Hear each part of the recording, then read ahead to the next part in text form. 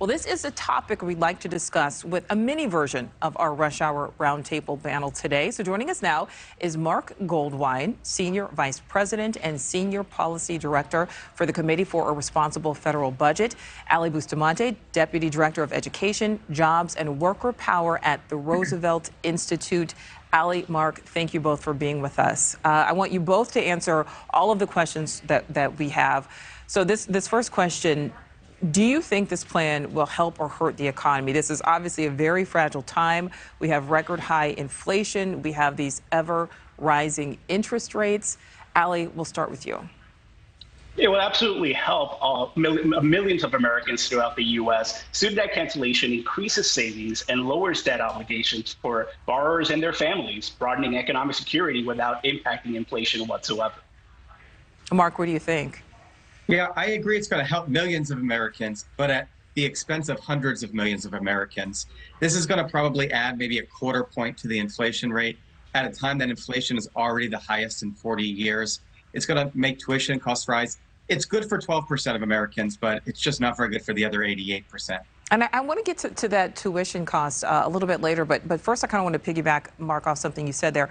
You know, should Americans who don't have any student loan debt, maybe they never went to school, or maybe they've already paid off their student loans, should they be helping to, paying to basically help fund this program? Marc. Yeah, I don't think so. There's definitely a case for targeted debt relief, and the administration has been doing it. But the idea that we want to redistribute broadly, basically everyone paying higher prices, so a small number of people, many with advanced degrees and very high income, can benefit $10,000 or $20,000, just doesn't make a lot of sense to me. Ali, what do you think?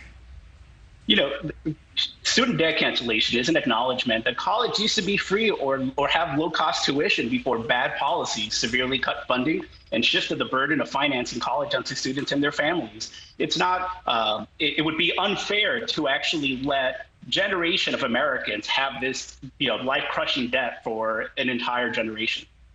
All right. Well, that kind of brings us to the next question. This is something we addressed in our last hour. So this relief is for people who currently have these loans, right? So, but obviously, there are thousands of students who will be going on to pursue that higher education. So for both of you, and Ali, we'll start with you again this time, should there be more of a focus on the rising costs of higher education? Because, it's making education out of reach for some people. Student debt cancellation is really the first step in making sure that we have a new financial system when it comes to higher education. When we think about what's actually happening right now is we have policies that have really gutted state funding for public higher education. So the real solution to ultimately solve the student debt crisis is having a true public option. And Marc, what do you think? How do we deal with these higher costs at pretty much all institutions? Well, look, this is going to do the exact opposite. This is going to bail out states so they don't have to increase funding for education. It's going to take pressure off of colleges to get tuition under control. Instead of forgiving, canceling debt, which is going to make affordability worse, we need to pressure colleges to accept more transfer credits, offer more no-frills degrees, maybe 3-year diplomas, do more to cut down administrative costs. We actually need to get costs under control. This is going to do exactly the opposite and make future students financially worse off. All right, and this last topic, as I went to undergrad at a school, known for its sports, actually both undergrad and grad school here. Some of the highest paid public workers in many states are often the college football coaches. The top 5 this season are all making more than $9.5 million. So if we compare that to tuition costs for schools, could something maybe be done there to better help students who are trying to get an education? Marc, what do you think? Well, you're putting me in an impossible position that either I need to criticize football or I need to criticize college costs. So I'm not sure I'm going to answer that well, but there is a lot of excessive spending at universities that with the right kinds of pressures and incentives could be brought down to make tuition more affordable.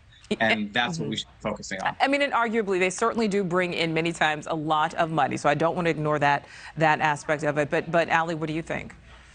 So as I mentioned before, universities have shifted the burden of financing college onto students and their families instead of it being funded by the state as it should be. And so when we think about whether it's football or really any other kind of spending that happens at higher ed institutions, they should really have a look within themselves and think about what policymakers are ultimately prioritizing, whether it's public education and higher ed education and prosperity of Americans, or whether it's something else. Thank you for watching. Go to newsnationnow.com to find NewsNation on your television provider. And don't forget to click the red subscribe button below to get more of NewsNation's fact-driven, unbiased coverage.